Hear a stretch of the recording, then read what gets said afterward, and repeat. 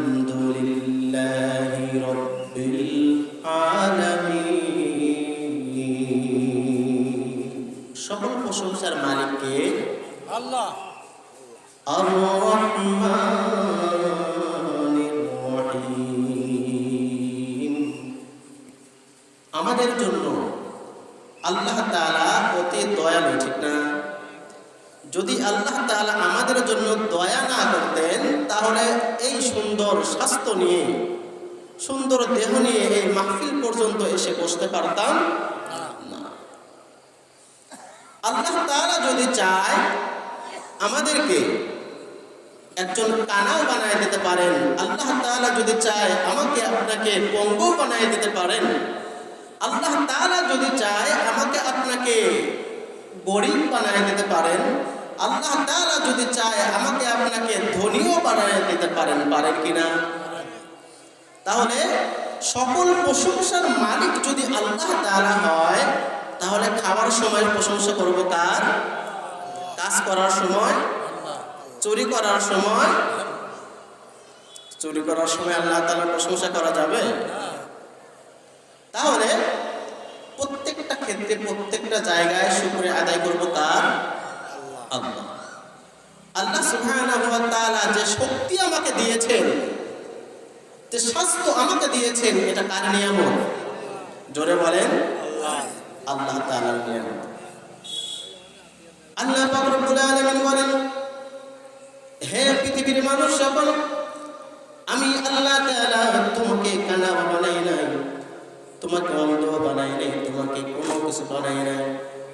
আমি আল্লাহ তাআলা তোমাকে সুন্দর একটা সুঠাম দেহ দান করে দিয়েছি, আর সুন্দর একটা কথা বলার মতো জিহ্বা দান করে দিয়েছি।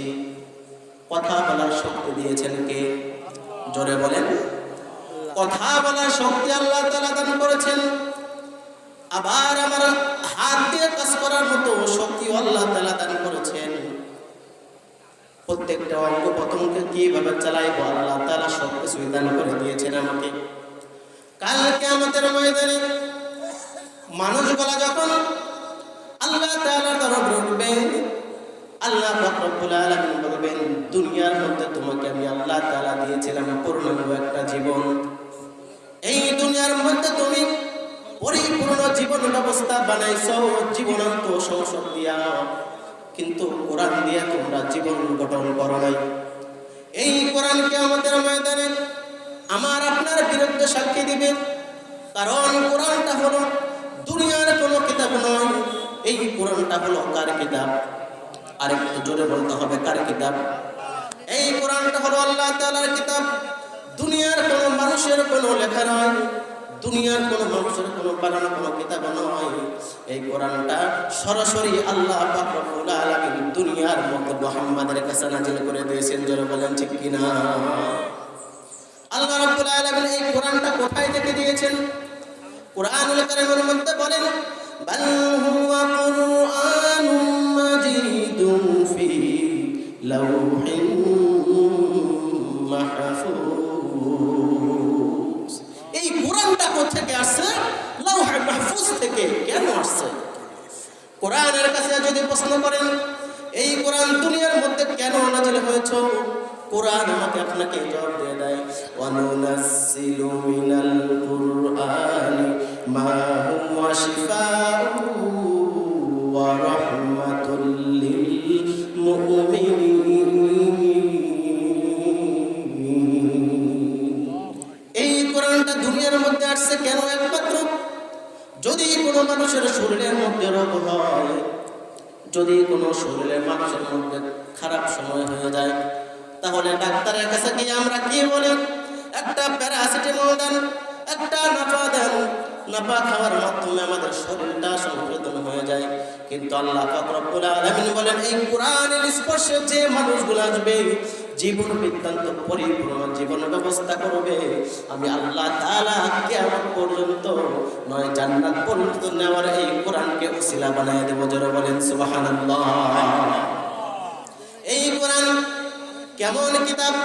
দুনিয়ার কোন মানুষ যদি কোনো বই লেখে, এই বইটা লেখার পরে বা আগে বলে দেয় এই বইয়ের মধ্যে যদি কোনো ভুল থাকে, তাহলে আমাদেরকে বলে দিবেন, আমরা সংশোধন করার চেষ্টা করব, বলে কিনা? কিন্তু আল্লাহ পাক রব্বুল আলামিন এমন একটা কিতাব দুনিয়ার মধ্যে পাঠিয়ে দিলেন, এমন একটা কিতাব দুনিয়ার মানুষকে দিয়ে দিলেন। কোরআনের শুরুতে সর্বপ্রথম বলে দিলেন যালিকাল কিতাব। পড়েন না? পড়েন আমার সাথে। যালিকাল কিতাবু লা রাইবা ফীহি হুদাল লিল মুত্তাকিন। এই কোরআন এমন একটা কিতাব, এর মধ্যে কোনো ভুল নেই। কি নেই? কোনো ভুল নেই, ভুলের মতো কোনো সংশয় নেই। আল্লাহ পাক রব্বুল আলামিন এই কিতাবটা নাজিল করে দিলেন মানুষের জন্য।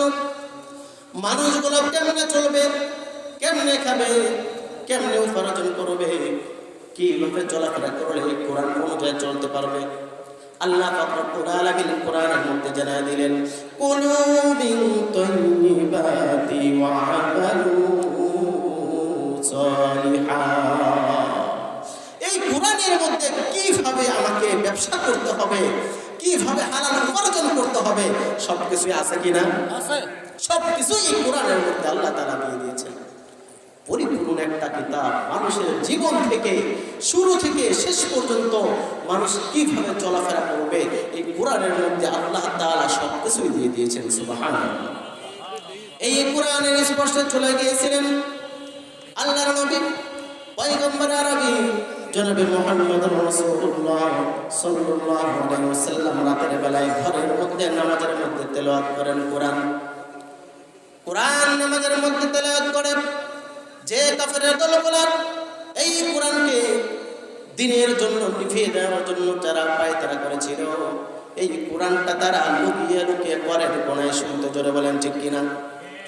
তারা চিন্তা করত এই কোরআনের স্পর্শ যে মানুষগুলা যায়, এই কোরআনের স্পর্শে যে মানুষগুলা যায় তারাই এত ভালো হয়ে যায় কেমনে?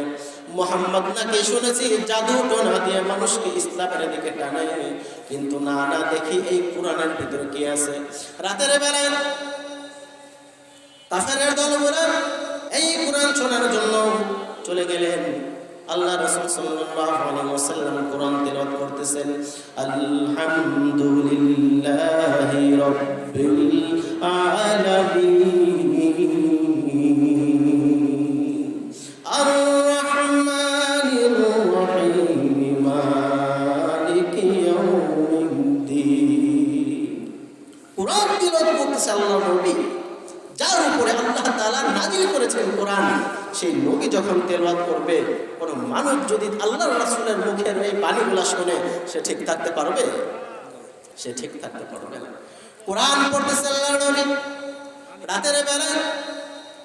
কোরআন শোনার জন্য কাফেরের দলগুলো চতুর্দিক দিয়ে ঘোরাফেরা করে, দেখি এই কোরআনের মধ্যে কি আছে, কোরআনের মধ্যে কি আছে। তারা রাতের বেলায় কোরআন শুনতে শুনতে সারাটা রাত তাদের পার হয়ে গেছে, কোরআন শোনা তারা বাদ দেয় নাই। সুবহানাল্লাহ। কোরআন শোনা তারা বাদ দেয় নাই। এই কোরআনের মধ্যে কি আছে? আল্লাহর হাবিব জনাবে মুহাম্মদ রাসূলুল্লাহ সাল্লাল্লাহু আলাইহি ওয়াসাল্লাম মানুষকে যখন বলে দিলেন এই কোরআন তোমরা তেলাওয়াত করো, কোরআন শুধু তেলাওয়াত করার জন্য নয়, এই কোরআন পৃথিবীর মধ্যে নাজিল হয়েছে মানুষকে কিভাবে পথ দেখানোর জন্য, ঠিক কি না? মানুষকে কিভাবে পথ দেখাবে এই কোরআন এই জন্য নাজিল হয়েছে। আজ দুনিয়ার মধ্যে কিছু মানুষকে যদি তাদেরকে বলা হয় বাবাজি আপনার মুখের দাড়িগুলো পেকে গেছে, বলেন তো একটু সূরা ফাতিহাটা সুন্দর করে বলেন, বলতে পারে? সূরা ফাতিহাটা সুন্দর করে বলতে পারে না। এই কোরআন নাযিল হয়েছে মানুষের জন্য, মানুষগুলা পড়বে আবার শিখবে কেমনে? এই কোরআন যে মানুষগুলা শিখবে, আল্লাহ পাক রব্বুল আলামিন বলেন এই কোরআনের স্পর্শে আল্লাহ তাআলা কাল কিয়ামতের ময়দানে তার নাজাত দিয়ে দিবে। আইয়ুব আলাইহিস সালাতু ওয়াস সালাম আল্লাহ তাআলা কেমন ভালোবাসতেন, কি জন্য এত ভালোবাসেন? দেখেন কোরআনের স্পর্শ যারা গেছেন, উমর ভালো হয়েছেন, ওসমানও ভালো হয়ে গেছেন, আলীও ভালো হয়ে গেছেন।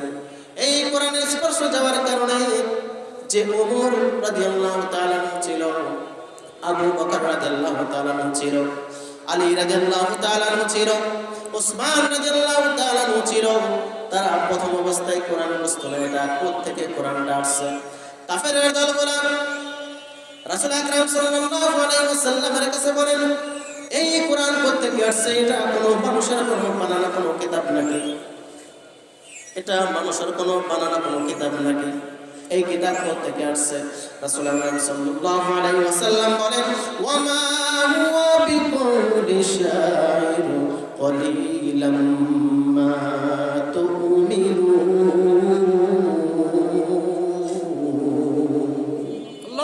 এটা মানুষের কোনো বানানো কোনো কিতাব নয়, হাযা কালামুল্লাহ। এই কিতাবটা জোরে বলেন আল্লাহ, এই কিতাবটা হচ্ছে আল্লাহর, কোনো মানুষের কোনো বানানো নয়। তাহলে দুনিয়ার কোনো মানুষের লেখা নাকি? কোনো গল্প নাকি? ওয়া মা হুয়া বিকাউলি কাহিন কলিলাম মা তাযাক্কারুন।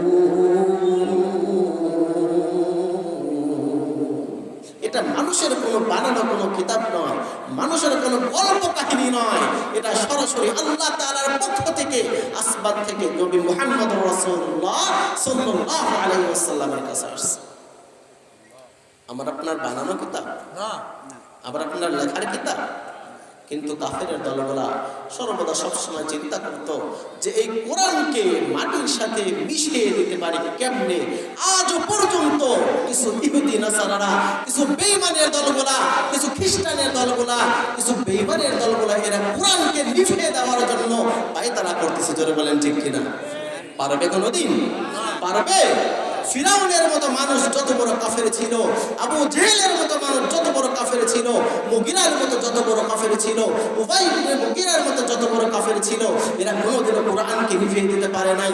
আজ পর্যন্ত যত বড় কাফের বলেন, যত বড় মুশরিক বলেন, যত বড় বিজ্ঞানী বলেন, কোরআনকে নিভিয়ে দিতে পারবে?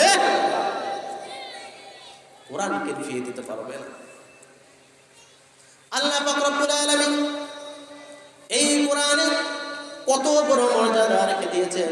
একটা আমলের কথা আপনাদেরকে বলে যাই। কোরআন পড়বেন কখন?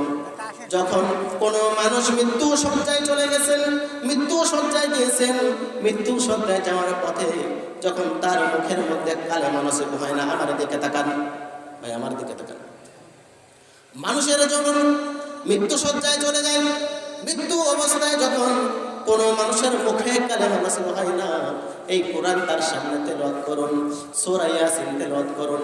কারণ সূরা ইয়াসিন পড়ার কারণে আল্লাহ পাক রব্বুল আলামিনের কিছু ফেরেশতারা তার সাথে এসে কোরআন তেলাওয়াতের জন্য বসে যায়। কোরআন তেলাওয়াতের জন্য ফেরেশতারা পর্যন্ত বসে যায়। আচ্ছা বলেন তো, এই যে পৃথিবী একটা আমাদেরকে আল্লাহ তাআলা দিয়েছেন, আসমান, 7টা আসমানের মধ্যে যত জায়গা আছে সব জায়গায় ফাঁকা নাকি ভরা? জানেন? যত জায়গা আছে একটা জায়গাও, একটু জায়গাও ফাঁকা নাই। কিছু ফেরেশতা আছে সিজদায় পড়ে, কিছু ফেরেশতা আছে দাঁড়ায়া, কিছু ফেরেশতা আছে নামাজের মহল্লায় দাঁড়ায়া। কারণ কিয়ামত পর্যন্ত আল্লাহ পাক রব্বুল আলামিন যে ফেরেশতাকে যে জন্য নাজিল করেছেন, সেই ফেরেশতা সেইভাবে এখনো পর্যন্ত সারা পৃথিবীর মধ্যে দাঁড়ায় আছে। আমরা তো জানি না কোরআনের কত মর্যাদা। এটা তাফসীরুল মাহফিল না? জি, তাফসীরুল মাহফিল যেহেতু কোরআন থেকে তো আলোচনা করা দরকার, ঠিক না? এই কোরআন যে মানুষগুলো দুনিয়ার মধ্যে পড়েছে, দুনিয়াতে পড়ার কারণে কবরের মধ্যে যখন চলে যাবে, কবরের মধ্যে যাওয়ার পরে এই কোরআন অনুযায়ী যদি জীবনটা করতে পারে, জীবনটা আমল করতে পারে, তাহলে কবরের মধ্যে যখন যাবে, যখন ফেরেশতারা সে তাকে প্রশ্ন করবে, কোরআন তার সামনে দাঁড়ায় যাবে। আল্লাহু আকবার বলেন।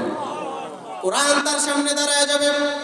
কোরআন বলবে, দুনিয়ার মধ্যে এই মানুষটা আল্লাহ তাআলা পাওয়ার জন্য, আল্লাহ তাআলা খুশি করার জন্য রাতের বেলায় কত মানুষ ঘুমায়, কিন্তু এই মানুষটা ঘুমায় নাই।